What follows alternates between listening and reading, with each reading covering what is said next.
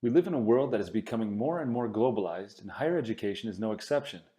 In 2008, many said everything has become global, and there is no sector of economic, social, or political life that remains immune to this phenomenon. The speed and the degree of that process vary greatly from country to country.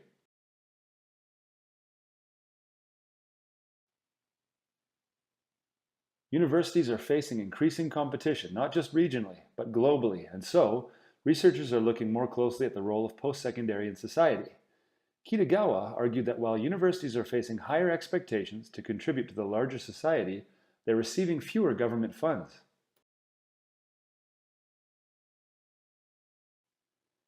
Declining government funding for higher education leads to a strong imperative for universities in a number of Western economies to adopt new managerialism and entrepreneurialism.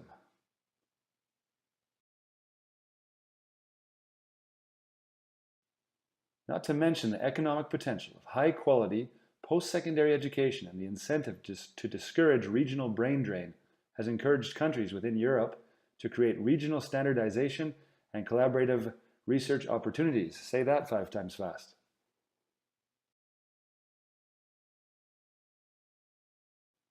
These and other factors, such as diversified higher education providers and the new methods of delivery outlined by the Council of Higher Education, have acted as a catalyst for a dramatic growth of cross-border education.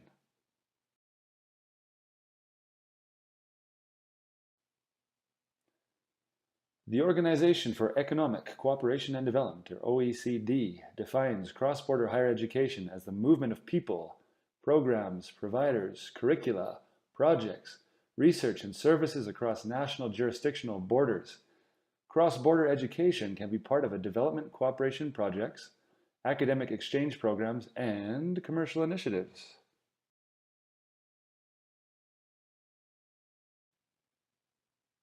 What do you think of this definition of cross-border education? What does cross-border education mean to you?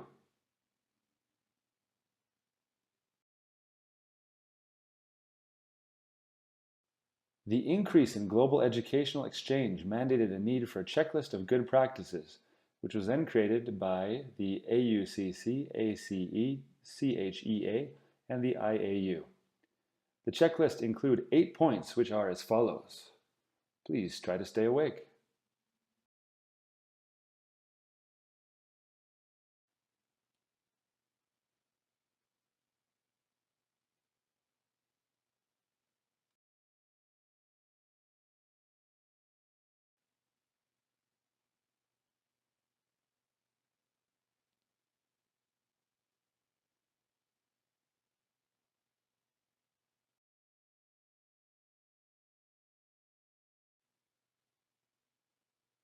Are you having fun?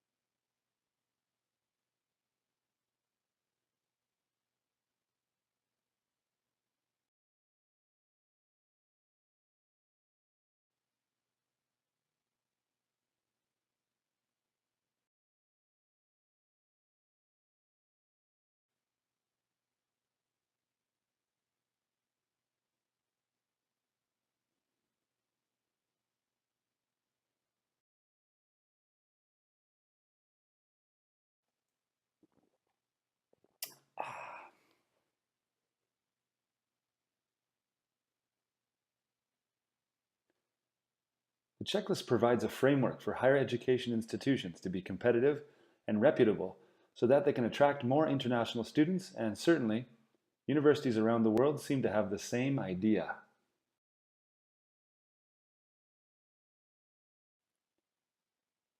Let me talk a little bit about my own context in Japan.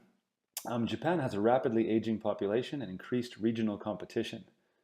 They've thus been forced to improve their higher education. To this end, the government has created the Global 30 project, which, according to Burgess et al., saw 15 billion yen invested to create 30 globally competitive universities. The universities were selected based on criterion such as number of grants and proportion of foreign staff and students. In order to attract foreign students, Japan has also initiated the creation of a number of English medium programs. However, the project has resulted in a lot of box checking without so much focus on the quality of the education being delivered, not to mention Japanese students often can't join or take part in these English medium programs because they're too difficult.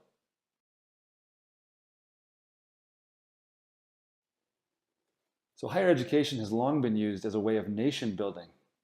Universities were not just educational institutions, but also protected the national cultural heritage and provided the future leaders for the national society and economy. Many universities nowadays offer education as a commodity for individual investment that can be purchased either in the country of residence, in other countries, or in the virtual world.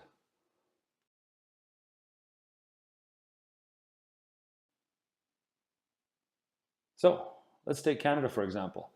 In 2011, 20.6% of the total population of people in Canada, are foreign-born, the highest proportion among the G8 countries. Canada is also on track to welcome 300,000 new immigrants in 2017, just as it did in 2016. The majority of this group will be professionals wishing to enter the job market or young adults dreaming of a post-secondary education. However, many young immigrants will find that their university degrees are not accepted in Canada. For those who plan to enter post-secondary education, language barriers may present yet another hurdle that they have to clear.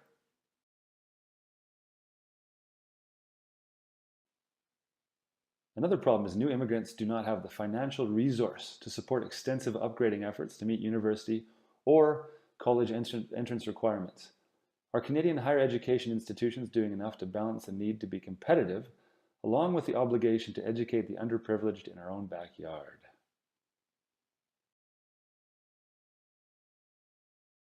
Still with me? We'd like to leave you with these 3 questions for discussion. Number 1, what does cross-border education mean to you? And number 2, are the principles suggested feasible in your own context, situation? Why or why not? Finally, number 3, how is cross-border education harming and or benefiting higher education?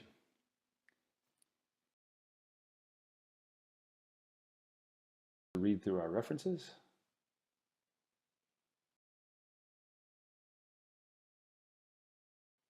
Thank you very much. Not so bad for one take.